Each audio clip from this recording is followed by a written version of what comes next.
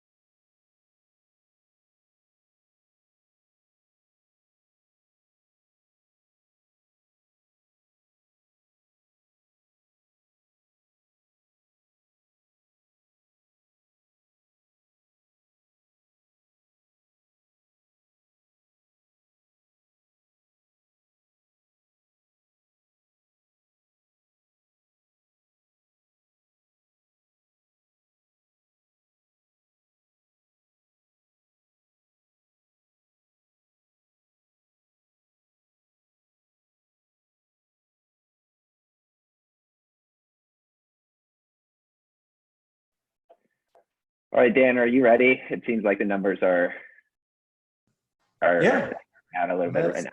Let's do it. Awesome. Well, thank you so much, Darren, for taking your time to meet or to speak with us here at the 500 Startups family. It's not only amazing to have you, but we're really excited to talk about this. Hi, everyone. My name is Taylor Shoddy. I'm the Chief of Staff at 500 Startups. So even before the pandemic struck, remote work was accelerating in the US. The share of the labor workforce from the home has tripled in the past 15 years, according to the Federal Reserve. Another interesting fact that I was able to pull last Wednesday, 34,000 people downloaded Zoom and 60,000 that were in the US alone. That's compared it to 90,000 people worldwide. So you're almost looking at almost three times the many people have downloaded just in a single day. That was only 2 months ago. So the work from home, the remote working collated workforce is now taking off like a rocket ship. And I couldn't think of anyone better to speak about this than Darren, the head of remote at GitLab, which is GitLab is also a 500 Stars portfolio company. So again, Darren, thank you so much for attending and speaking with us. And I'd love if you could just give us a quick background about yourself as well as GitLab. Yeah, absolutely. Thank you all so much for attending today. I know time is precious, so I really do appreciate it. So I've been working across the remote spectrum from no remote to hybrid remote to now all remote for my entire career. So I've seen a lot, I've learned a lot, and I'm happy to share that with you. So if you're not familiar, GitLab is actually the world's largest all remote company. So we're over 1,200 people now across more than 65 countries with no offices whatsoever. So that forces us to implement a lot of remote first practices because we have no alternative. So today I'm hoping to share some of what we've learned so that you can implement that in your companies as well. No, that's amazing. Yeah, I mean, ever since I've learned about GitLab and started following the journey of GitLab, not only the complete and transparency of GitLab as a whole, but also of the idea of a completely remote company with 1,200 people is just mind-boggling. So I'm excited to learn not only about your experiences, but GitLab's experiences, and then also hopefully educate and share some of these insights for the people who are also attending on the webinar. So as I started thinking about what is the best way to kind of structure this time together, I kind of thought about 3 topics that I quickly wanted to speak about and highlight. And then additionally, we can also dovetail into other topics that I think as you deem effective for this conversation.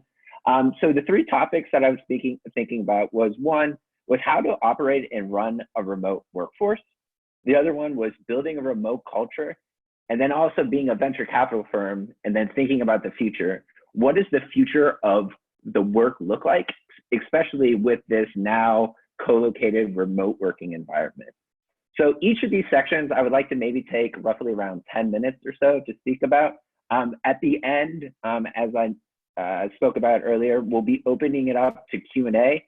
For the Q&A section, if you can submit your questions at the 500 Strong AMA channel, and then also upvote the ones that you are most relevant to you, that's how I can prioritize those questions at the end. And then additionally, there is a Q&A function within the Zoom account. And then we'll also be able to pull some of those questions from there. So as we think and jump into the first section, operating a remote workforce. So I guess, Darren, as you scaled the organization to such a 1,200 now people, and when you think about operating a remote workforce, one of the first things that you think about is around hiring. So I guess, could you kind of explain a little bit into what are the specific traits or characteristics that you look for in an individual when hiring for an all remote company?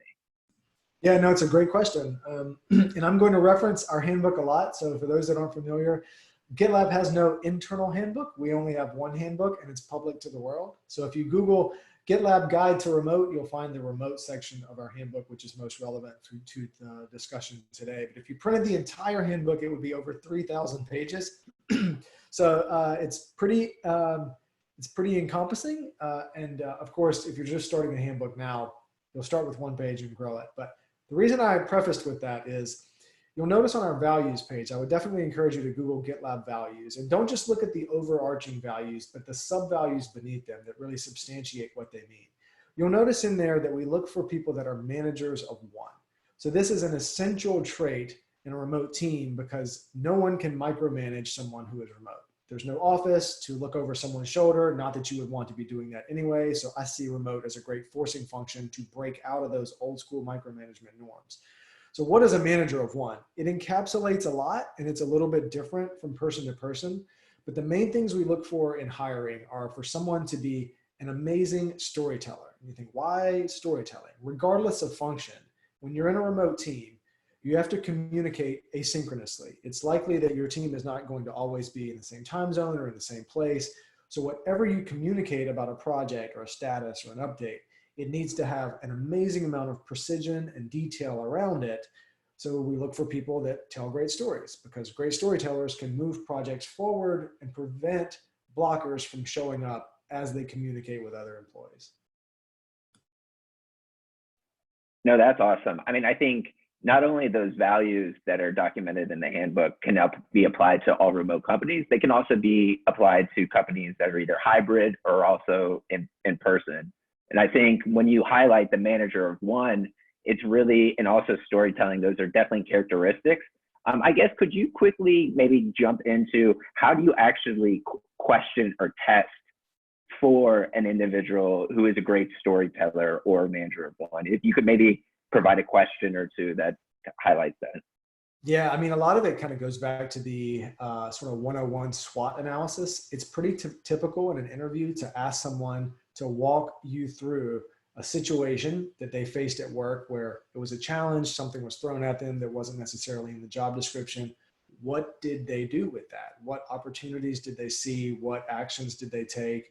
How did they see it through end to end? So ask someone to walk through and let them pick any situation that they've had in a prior work experience where they can walk you through end to end. And if they do a great job of walking you through their logic, I mean, that's a good sign that they're a good storyteller and that they can think a few steps ahead of whatever the current crisis or issue currently is. The other thing is it's pretty easy to get people to talk about work that they've done when they're not in the office. So even if someone has never, quote unquote, worked for a remote company before, chances are high that they have done some amount of work on a project while on an airplane or at a hotel or at a conference, somewhere where other people were not. And even if you're talking to people straight out of university, chances are high that they've worked on a group project where some of the people were on campus, some of the people were in dorms or off campus, and the work was accomplished. So if you dig in just a little bit, you can usually get people to remember some element of, oh yeah, I did that when I wasn't in the office. And so Ask them about that. They may not define it as remote work, but it is remote work. No, I think that's amazing. I think you also highlighted on a really interesting fact was that when we're working from the airplane or on the BART and looking at our phone or on the train or in our car, we're actually working remotely, even though we don't think about it as working remotely. So even though we are in a physical office location at times, we are doing work remotely, but not really classifying it as remote work. And that's actually why I think this conversation is so important, because if anything, this moment in time has broken down the terminology where people are just being honest with themselves that, we've always been a remote company. I mean, you take a company that has a headquarters in Seattle and then another headquarters in Singapore, those offices are remote to each other. So it makes sense to implement remote first practices, if only for those two offices to communicate better. And even if you're in one building, but you have people on multiple floors, those people are remote to each other. I mean, how often have we been in a situation where we're on multiple floors and instead of figuring out if the elevator's working or going upstairs, we'll just hop on a Zoom or hop on a Hangouts and talk to someone that's 15 feet away, but a floor between us. So we've been working remotely for a long time. A lot of companies just haven't been willing to admit that they're remote. And now it's becoming apparent that, hey, having a good remote infrastructure makes sense, even if we intend for people to come back to one or more offices. No, that's awesome. Yeah, I think the environment has definitely expedited kind of like that conversation. And I think we'll talk a little bit more as we get into it. But yeah, I think when I first heard you speak, you mentioned that statement, and then all of a sudden I had this aha moment. I was like, actually, I've been working remote ever since the smartphone really came into my possession. And so it is a really interesting new perspective or new way to think about how we actually are operating, even if we are working from our house or if we're working from somewhere else. Awesome. So on the specific idea, again, getting back into the hiring, one of the questions that I was able to pull from our AMA channel earlier was, do you have any tips for effective onboarding someone when you can't actually be there face-to-face? So onboarding without face-to-face is really difficult if you're used to face-to-face. Now at GitLab, we've been remote from the start. So we built our onboarding process for remote. The good news here is, like everything, our onboarding template is also public.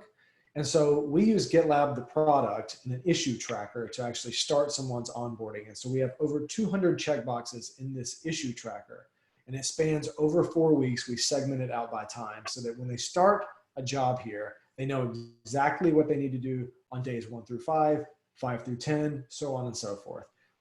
So that's super prescriptive. And if you're jumping into that now, I would say the clear takeaway there is remove as much ambiguity as you possibly can. Make it super clear what people need to do and what is optional and can wait when they're onboarding.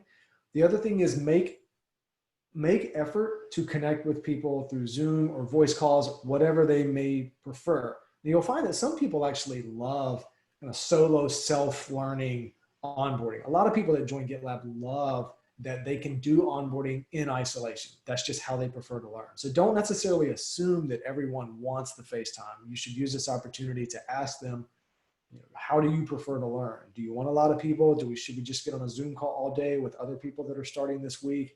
We can do that. If you would prefer self-learning, here's the documentation, go do it, call me when you need me, kind of thing. So you can learn different ways. That's an opportunity in remote that you don't really get in co-located. But I would say the biggest thing you could do right now is to assign an onboarding buddy to anyone that would be onboarding during this kind of weird remote phase. So if you Google GitLab onboarding buddy, you'll see a page of how we think about what is a buddy. We try to pair someone with someone who's been at the company for a while. And this person is kind of their direct line to all questions. And this helps. It gives them a crutch. It gives them a person to lean on. They can ask all the silly questions they want and not feel like they're imposing on the broader organization. And it kind of funnels all of that into one person who's been there long enough to know who to ask beyond that.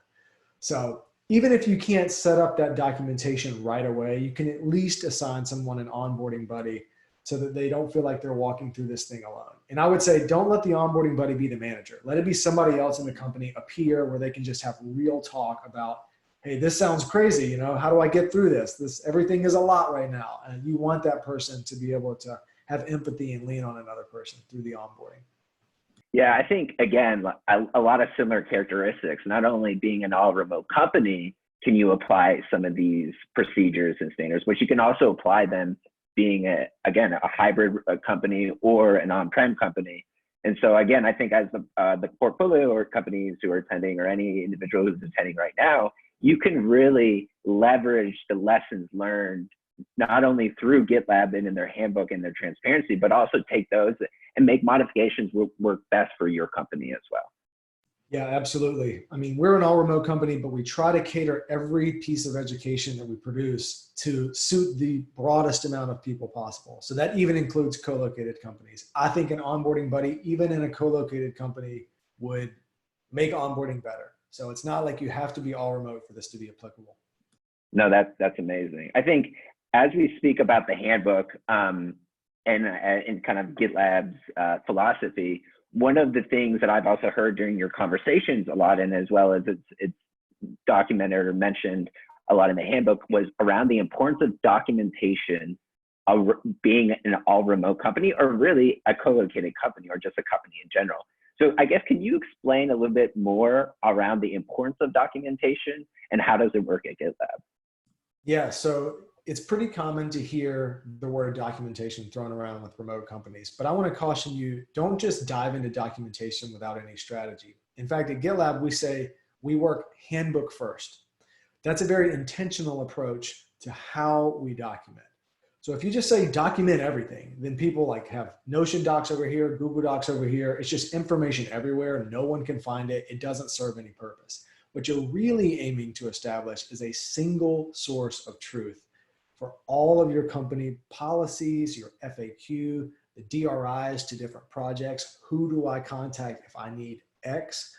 Especially in a remote situation, you're going to have people that figure out they have hardware needs or security needs or communication gaps, and they're going to want to know, who do I ping? So if you're starting completely fresh, I would start a Notion doc. It'll help you get started quickly. GitLab Pages is a far more in-depth and comprehensive way to do this. So longer term, I would say look into GitLab Pages, because it offers the ability to do merge requests and proposals and continuous integration, which some of those wiki tools don't do as well. So those wiki tools don't scale as well, but they're easier to get stood up. In any case, start somewhere. Start it as an FAQ. Listen to your people. If they're complaining about this or that during a remote transition, listen to what they're saying. Write it down and assign someone on the team to take ownership of listening to those various threads and see if there are common themes. Because if you see that your team as a whole, many people are complaining about one thing, that's your priority list. Like, okay, prioritize that because that's impacting numerous teams, and we figure out a tool for it or a process for it. And then of course, document whatever that tool and process is. The way we look at it is, every time we're asked something in GitLab, we should be able to answer that person with a link. And that sounds really cold, but it's not. It's actually really inclusive and really respectful for their time. And so if someone asks me a question about process and how we do remote, and I can't immediately answer that with a link, immediately what I'll do is I'll answer the question, but I'll be thinking to myself, as soon as we're done with this conversation, I need to go stand up a new handbook page or a new handbook section to pay it forward, so that anyone who asks this question henceforth, I can answer with a link. And then of course, going all the way back to onboarding, you can see why this makes sense. Because if a new person has all of these questions, much better if they can just query your single source of truth and find it, versus going on a fact-finding mission and interrupting dozens of people's days for no reason. So it sounds like it's less than the word documentation, or more or less creating behaviors. More or less creating behaviors for the company that can allow them not only to scale from 1 to 5 people, but 5 to 15, and 15 to 100, 100 to 1,200, et cetera, and more and more. So as long as you're creating those behaviors within the organization since day one, then it just becomes second nature. Yeah, and you almost have to instill it as a value, because that whole thing about thinking of answering with a link, if that's not an actual value, that's not something that's measured, people will by default take a shortcut around that. So even when it comes time to look at performance reviews, you want to see how many merge requests did you make? How many additions to the company handbook did you make? What did you contribute to our company-wide documentation? That should be something that you rank from a performance standpoint. And if you don't do that, the handbook will die. People will take shortcuts around it. That's just, we're human. That's what we do. So you're going to have to weave that into what you measure for it to actually impact culture long-term. Yeah, no, I think that that's amazing. And it's really interesting too, is you think of the handbook also as kind of the lifeblood of the organization, and also creates legacy of the organization. So legacy is like, oh, I submitted that merge request around this documentation because it became an issue with me. And then therefore now I can be seeing it being used and to grow the organization. So it's kind of creating that behavior of the documentation. It's kind of creates a flywheel effect to really help grow the company as a whole. And I'll say one more thing on that, especially for portfolio companies that are here and now. There's a crisis in place. It's really hard to think longer term. But the reason why GitLab is so successful now is that our founders started documenting from day one. So even the 1,500th employee that joins or the 10,000th employee that joins, they all get the benefit of that documentation all the way back to the beginning.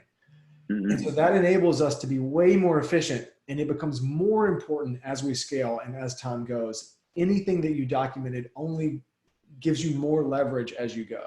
So it's one of those things that seems totally skippable right now, but it will pay even greater dividends, a compounding effect as time goes on. Yeah, that's a fantastic tidbit. Yeah, I think as a lot of companies, when they're starting off in an earlier stage, documentation seems like a nuisance. And it's like, why do I have to document? I have a team of 5. Everyone knows exactly what I'm even thinking about right now. But as you think about the longer term, the longer vision, longer picture, documentation is kind of the ethos or kind of the core company culture as you build in those workflows. And you have to build in that forcing function early, because to your point, when you're just 5 people, obviously everyone knows everything. But if you document now, it'll put your company in a position to scale where instead of people having to re-ask and re-ask and re-ask, they just go to the single source of truth. And so honestly, you're doing it for yourself. Because if you don't do this, that core 5 will be the people getting all the questions. And so instead of actually doing your job, you're just answering questions all day. And there's no way to stop it. Like, this will extrapolate in perpetuity until you put together a documented single source of truth. No, that's applicable to any size of business, whether you're a team of 1 or a team of 1,200. I guess as long as you institute that value and that behavior early on, it's not only going to save you time, energy, and effort, but it's going to save you time, energy, effort today and exponentially in the future as well. And in all seriousness, I do recommend people hire a documentarian early on if no one on the team feels comfortable doing that. Hire someone that their whole job is to be a scribe. There are tons of former journalists that see things with a journalist's eye and think through things from a storytelling perspective. Get this person on your team and let them shadow everything. And also in this current market, there's a ton of freelancers out in that space that are looking for work. Plug them in, let them start documenting immediately. You can easily outsource that element and it will pay amazing dividends down the road. That's fantastic. No, I echo that statement. I think it's amazing, especially throughout my experience, not only at 500, but my past experience while working in management consulting. One of the biggest things we'd always run into is looking for past documentation and losing it.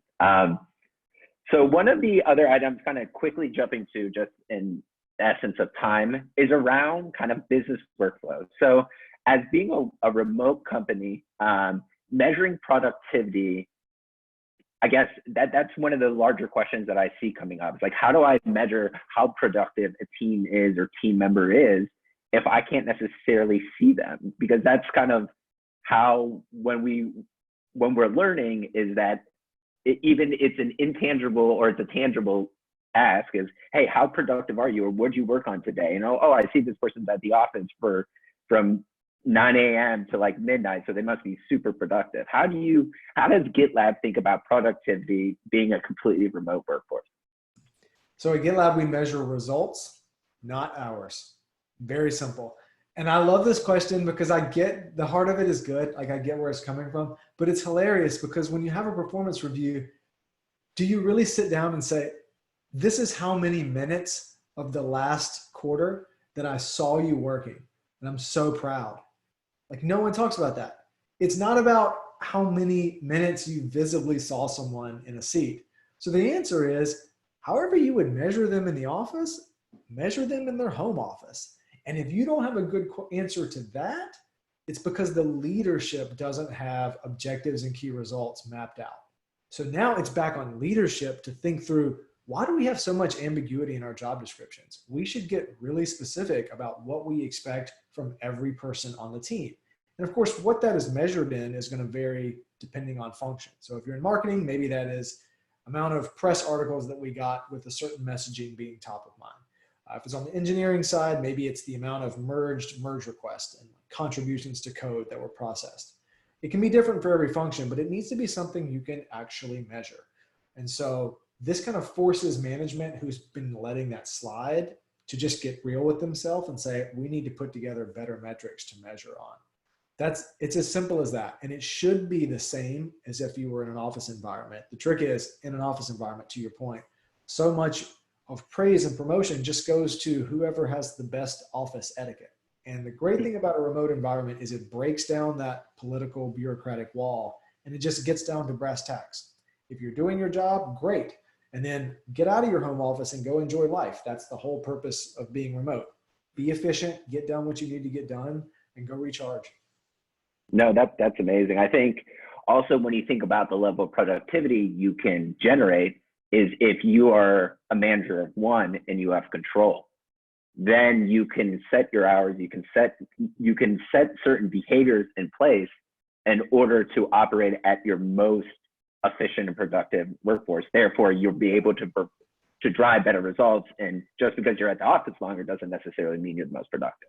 And I say all of that kind of tongue in cheek because I think what people are really asking when they ask that is, how do I know without seeing someone if they're in a great position to do great work? I actually think it comes from a great place. And that is a fair question.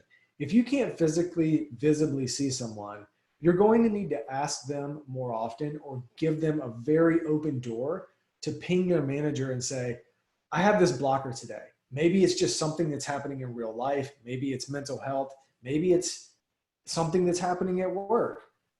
You need to give them an open door to communicate about that because it's just too easy to assume if something is slowing down or not getting done, that it's because the person is at home playing video games. That's almost never the case. There are a lot of other factors that go into it. And just like you can't see someone in an office smiling and know for sure that they're actually happy, the same goes for remote. You can't be certain that someone is in an ideal spot. So you need to create a culture where they feel comfortable feeding back to you and asking for help to unblock anything that may come along. No, I absolutely agree. I think it's, again, one of those things that just because it's a remote company or a remote operating model doesn't mean it can't be applied to a co-located company or a hybrid type of company. Those are definitely characteristics that you should continually to refine or revisit as your company grows. One quick question before we get into the culture side is it also came from the AMA channel and says, we're all aware of Slack and Zoom, but what other tools have been critical to making working remotely successful at GitLab? We actually have a super minimal tool stack.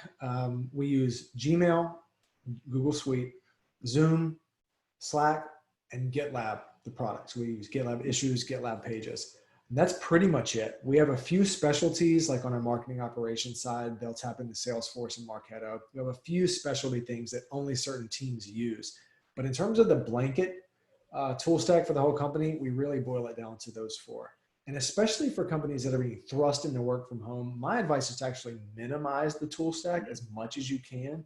Your natural inclination is to think, what tools do I need to add? Like, let's just start adding stuff. But you got enough crazy going on right now. Like, the last thing you need to do is plug in this new Slack bot that you've never had any time to trial. And now everybody has to figure that out remotely. I mean, maybe your company is mature enough to figure that out, but not recommended. I would start from a position of let's minimize, let's communicate through as few channels as possible and be very succinct about that. Because communication silos, fractured communication, it happens in any business, but especially for businesses that are being thrust into work from home, that's one of the biggest risks is like, where is the communication? I know I said this, but I can't remember where it was. I can't remember who heard it. I don't know who else needs to hear it. So I would minimize that as much as possible. One other quick thing I'll mention on Slack. So GitLab uses GitLab issues and pages to do all of our work asynchronously. So all of our work ends up in GitLab. So we want to encourage it to all start in GitLab. So we actually let our Slack messages expire after 90 days. And we do that very intentionally so that no one can start work in Slack, because you can't just query something that you know you wrote 7 months ago. Like, it's not going to exist. So It's a forcing function to not use Slack for that. Instead, we just use it for informal communication. So we have topical channels, things like hiking or fitness or music, mental health, parenting. The parenting channel is really funny. We talk about right now with all the kids home, parents are building strategies on how do we arrange our workday now that our kids are here. And another really funny thing we've done is we have coffee chats at GitLab where we just informally ping each other and like, let's just take 20 minutes and just talk about anything but work. We've set up a channel for juice box chats. So any parent at our company that has kids from home from school can borrow their mom or dad's Zoom window for a bit and just chat with other kids around the world. So that's been really awesome to see the cultural exploration on that front. No, that's amazing. Yeah, we again with the environment, what we say here at 500 Startups is we have a bunch of new little coworkers, and so definitely hearing them as we continue our day while working here. Absolutely, babies and dogs always welcome on meetings. Like, let's not take ourselves too seriously. Exactly. No, that's amazing. So that's a great transition into the culture side. I want to be present of time, so I'll only ask a few questions here, and then we'll just end on the future of work, and then jump into the Q&A. So from culture is pivotal to the success for building a successful and sustainable business. So how does GitLab think about culture being a fully remote company? And then what are the, again, like the tips and tricks that you use in order to build that great culture with not only obtaining and retaining great talent, but also attracting talent? So this may sound counterintuitive, but write it down. So GitLab's culture is documented. You're like, that feels a little weird, but as a remote company with no offices, we have no other choice. So in a co-located space, the culture tends to be, let me spend a few days in the office, let me visit a few different floors. You just kind of get the vibe for the place. So culture equates vibe. But none of that is ever written down. It's just one of those nuanced things that you get a feel for after you hang out with the people in a shared space. Okay, so what happens when there's no shared space? It forces you to write down what your culture is. And I think this is a great forcing function even for co-located spaces, because the vibe type of culture is really not inclusive at all. It's really unfair for new hires. It's really unfair for minorities that might not be exactly like the prevailing vibe. It's difficult for people to understand the clients and partners that come to your office. It's like disorienting, like, where am I? If it's all written down ahead of time, you can get a good bead on what you're working with before you even meet with a company. So GitLab, we have a very extensive and exhaustive values page. And if you read that end to end, you get an understanding of what our culture is. Our culture is what our values are. And I think your company should be the same thing. Because if you don't document it and you don't make it prescriptive, culture will change without your permission. And so the reason I say without your permission is GitLab's values page is iterated on almost daily. We add new sub-values, we tweak some of them. It changes all the time. It's an evolving piece of our company. So it's not like just because it's written down, it can never change. We change it all the time, but it's with permission. So we're making a deliberate change to our culture because of X. That's how you want to think about culture. Don't just leave it to the whims of whoever shows up in the office. That's a really bad way to put guardrails and an understanding around your culture. And culture is reputation. It's really, really important. So as crazy as it sounds, I would say get in a room and just write down what is our culture and just start writing bullets. And then eventually you'll probably end up with a values page that you can show to other people and say, this is our culture. That should be the goal. That's fantastic. I guess, could you also speak around your perspective as well as GitLab's perspective? Again, dig a little bit deeper, but the importance of culture and values. I think as a smaller company or companies just starting out, culture and values just seem like things that companies just put on the wall, and they don't really provide the tangible benefits or tangible outcomes that these small startups are looking for. But in actuality, culture may be one of the most important things that you're actually operating on, and kind of really dovetails into how your company looks at what the future looks like, or even expectations to grow.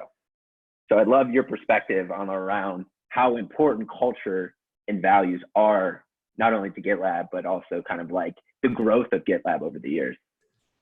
Yeah, had it not been documented, there'd be so much more chaos and dysfunction. I mean, documented culture and values, it is there to prevent dysfunction that will just naturally occur if you don't put those pieces in place.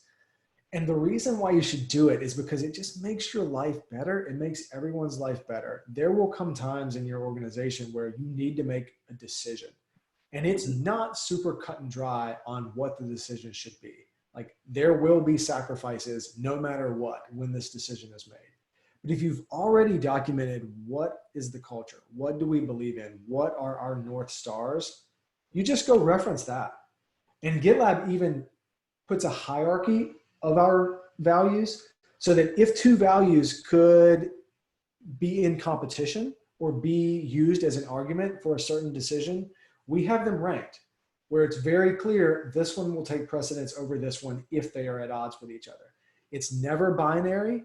There could be situations where someone loses, but that's business. You have to make those tough decisions.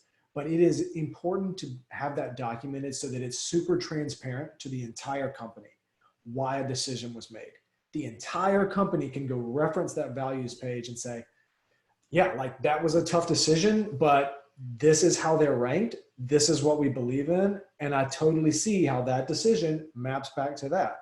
And it also holds leaders accountable, because if you do that math and it doesn't map back to the values, we should ask leadership why it doesn't. Should we change our values or should we change the decision? If you don't have that written down, no one knows. And that becomes a bigger problem at scale and over time as things like that are allowed to fester. No, absolutely. I think again, working for over 15 companies during my management consulting career, culture and values and transparency were always kind of the ethos or the crux of a lot of problems at times. And by being able to document and being able to show your decision-making process that not only aligns to the growth of the business, but also what your culture and what your values are, you can provide that transparency and allow the organization to really understand how decisions are actually being made at an executive leadership level. For sure. Yep. That's amazing. All right. One last thing I wanted to quickly talk about, and it's referencing your report. So Darren, I recently read your remote working report. Again, anyone who has any thought about moving to a remote workforce or a company right now that's starting to think, should we be collating or should we be remote? I would definitely recommend referencing Darren's recent research paper or report that came out. One quick item I wanted to quickly highlight. So according to your report, 49% of people who work remotely struggle with managing at-home distractions.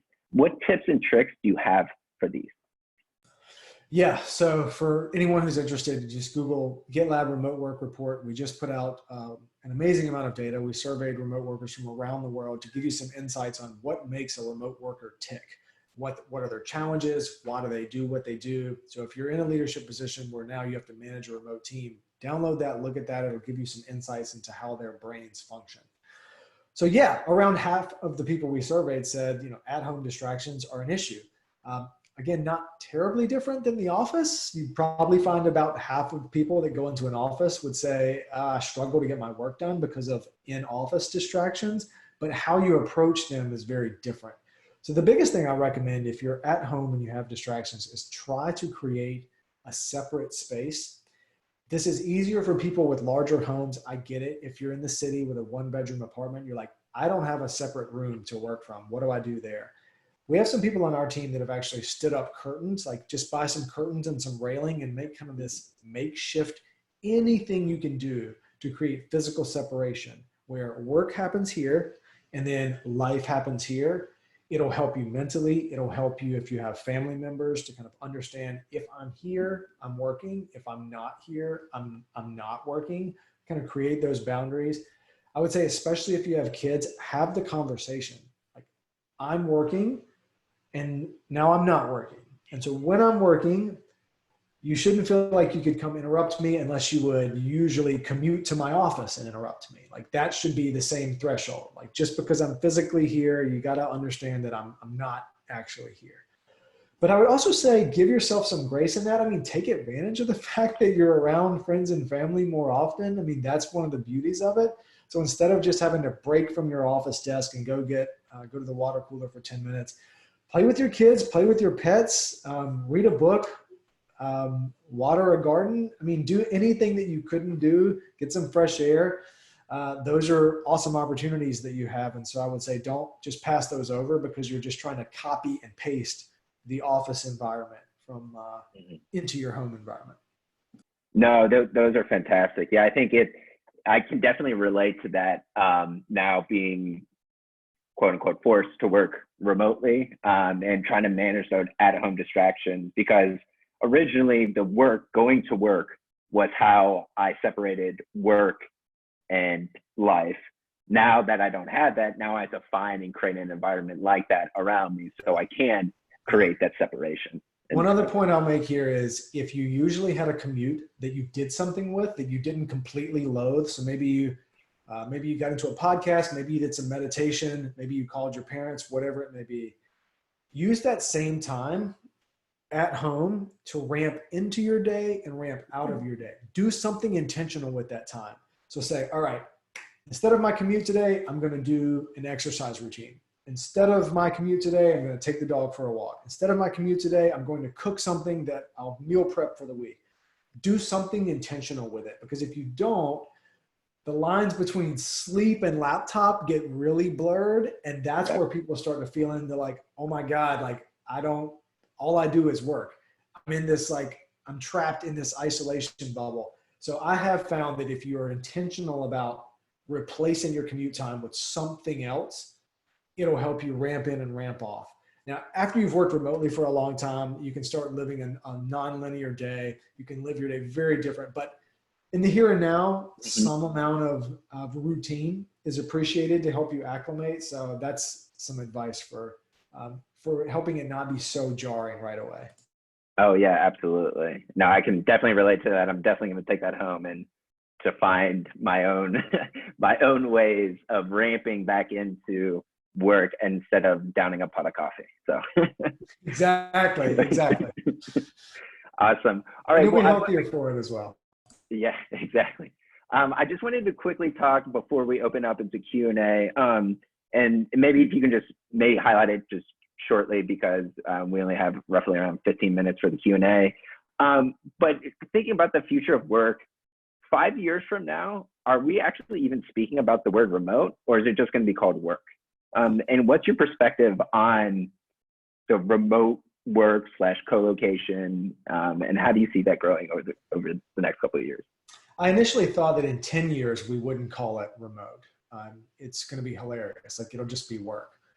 Mm-hmm. This whole situation has accelerated that, I think, by a magnitude of at least 2x. So I think in 5 years, the term remote is gone. I think the default is going to be you work remote, and then you'll need to explain to someone, oh, today, like, we're meeting in the office because of this special thing.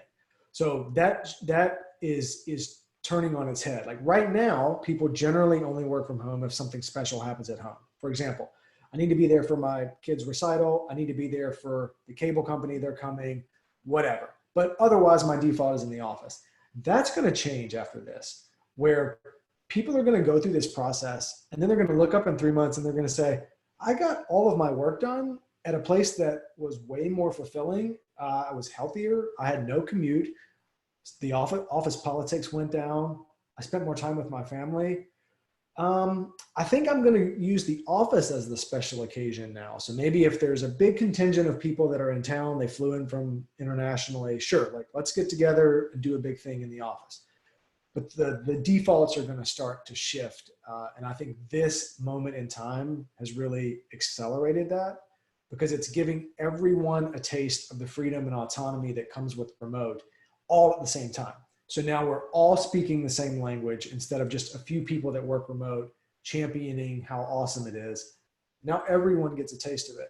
And even for the people that don't love it, they'll at least have a broad spectrum of other people to commiserate with and kind of share tips and tricks with. Because remote work is not ideal for everyone, just like the office isn't ideal for everyone. I don't want to make it like it's either on or it's off. There's going to be a continuum here. But at least now we're in the same boat and we can give tips and guidance to each other. So I would say communicate openly. It's going to hit people different and be there for each other. Yeah, no, that's fantastic. I absolutely agree with you. I think when the virus hopefully dissipates in the next few weeks or months or what it may be, I think more people are going to come to the office and ask their manager, can I work remotely more? And it's not going to be like, oh, I really wanted to come back to the office more. And so I think that's then going to start making leadership question, how can we actually operate in a remote workforce? And then also, how can we excel and what are the implications associated with that? So I absolutely agree with you. And look, for business leaders, very, very soon, you're going to start getting questions that you need to justify why you have the office, because it's very obvious how much money you spend on real estate. And so you're going to have to justify, why do I continue to spend this money on real estate instead of people or process or sales? And you're going to need a really good answer for that. And the other element that this is bringing to light is that remote significantly de-risks your company. Because if you're not physically headquartered in one place, then socioeconomic pressures and crises won't impact you the same way. And you just look at London, for example. Anyone based in London never saw Brexit coming. That fundamentally, materially impacts their business. You look at the price of land in San Francisco. United Airlines built their manufacturing hub at SFO. Mm-hmm. Doesn't look very smart now, but they could not have possibly predicted the socioeconomic factors that would come with that geography. So what I'm saying is, if you can decouple geography from work, it actually de-risks your company, and it's worth considering, even if from that perspective alone.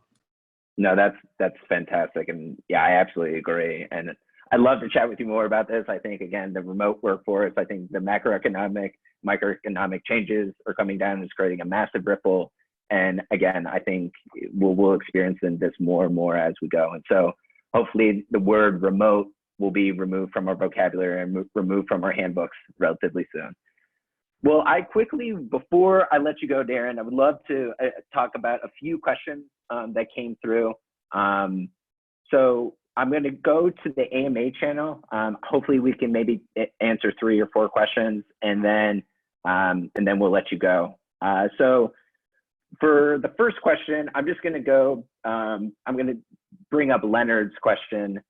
Well, we spoke about documentation, so I actually jumped up Fadwa. So Fadwa said, could you discuss best practices around time zone management in addition to teams? Are there additional factors that can be taken into consideration, added adjustments that need to be made? And so I guess, how do you adjust for, again, GitLab, 1,200 people across 60 different countries? How do you even manage working with those in different time zones? Yeah, so the time zone question is interesting because the answer depends on how big your company is. So time zones actually get way easier at scale in a remote company. So when GitLab was 5 people and you have 12 hours between each person, really hard to get people together. But when you have 1,200 people, we have people in almost every major time zone in the world. So now it's really easy to just hand off work to someone else on the team that's just 2 hours off, and then another 2 hours off, and then another 2 hours off. But at the core of it, GitLab has a bias towards asynchronous. And so we have meetings, synchronous meetings, as in like, let's get on the same Zoom call at the same time, as an absolute last resort. So we will do anything we can to move a project forward via asynchronous means before we have a meeting. And we have guidelines on that. If we're going to go back and forth about something more than 3 times, we try to get on a meeting. And then if we can't have everybody in the meeting, someone on the meeting has to be responsible for documenting the takeaways and then hosting that for everyone else on the team or on the project so that they were able to contribute and see what the takeaways were asynchronously. So Google GitLab asynchronous, Google GitLab meetings. I've built guides on async and meetings. It's a very comprehensive pages on both that will give you some insights on how we do it.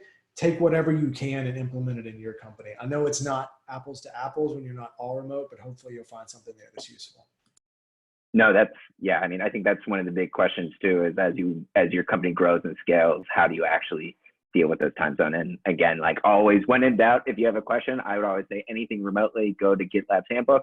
They probably thought about it.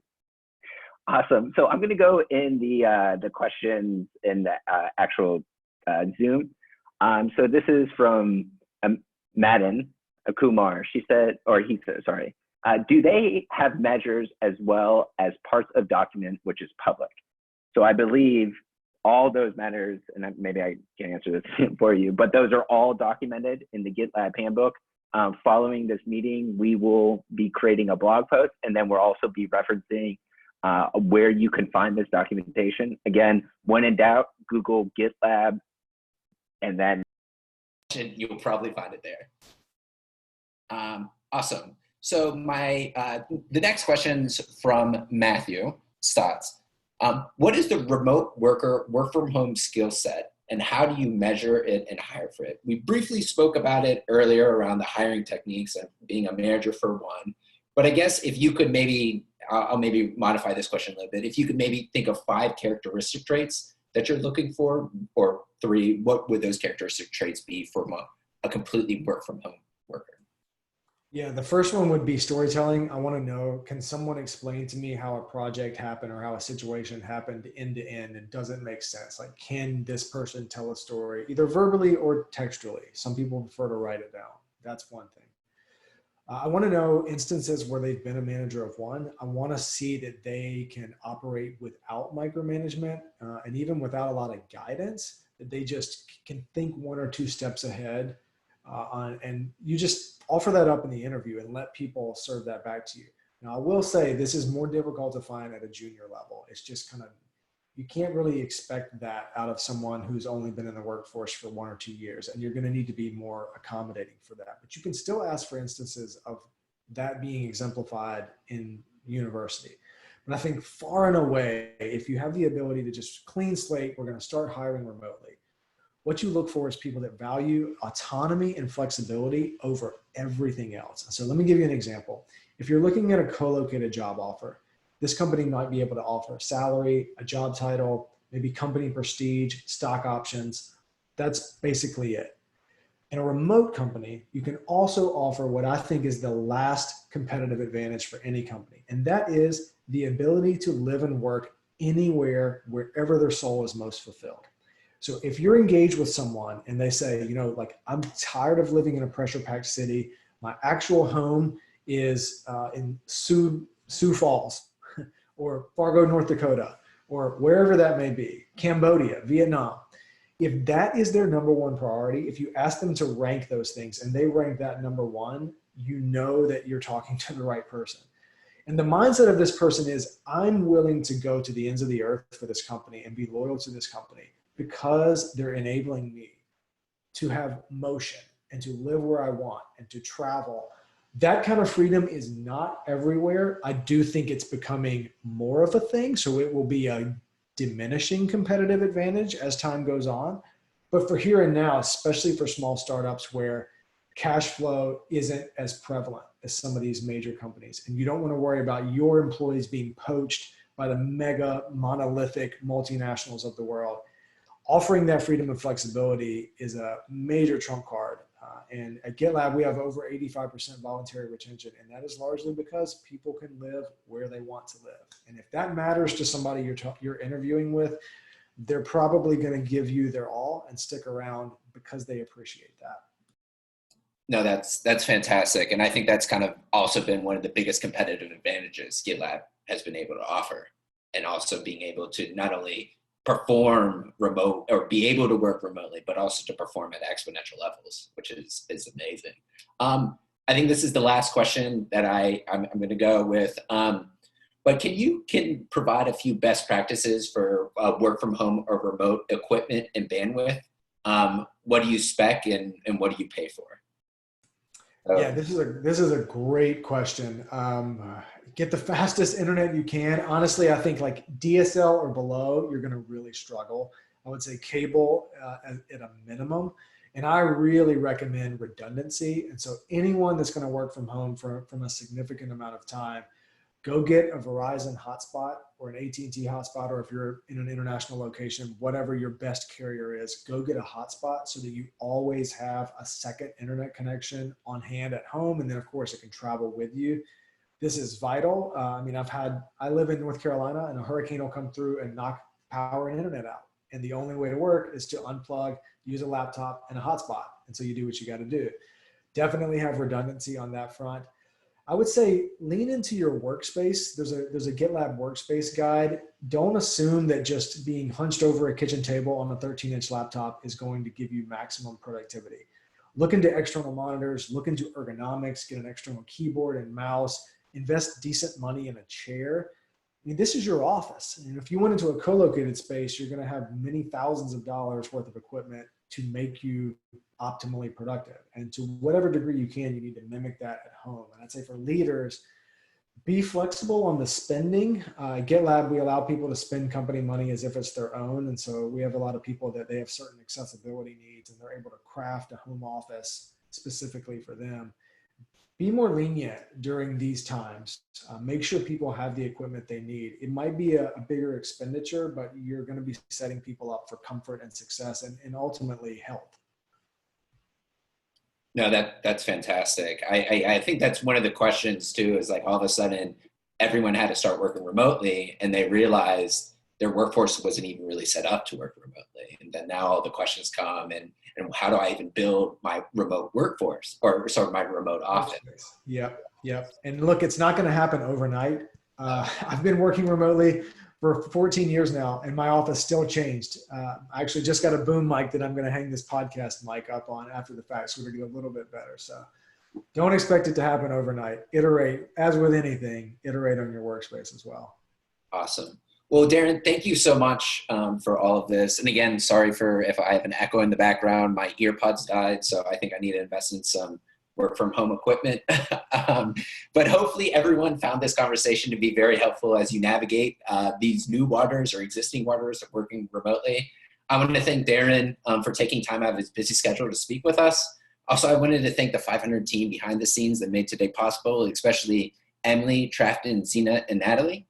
Lastly, for those who are still on, we'll be hosting more of these types of webinars in the future, so please watch out for Slack posts on the 500 Strong channel or upcoming union events.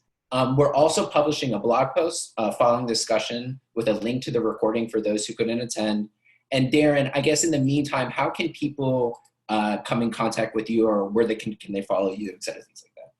Yeah, absolutely. Thanks everybody for joining. A lot of what I spoke about today is in our handbook. So you can Google GitLab handbook and whatever you're interested in. The shortcut is allremote.info. That'll get you to all of our remote guides. You can follow me personally on Twitter at Darren Murph.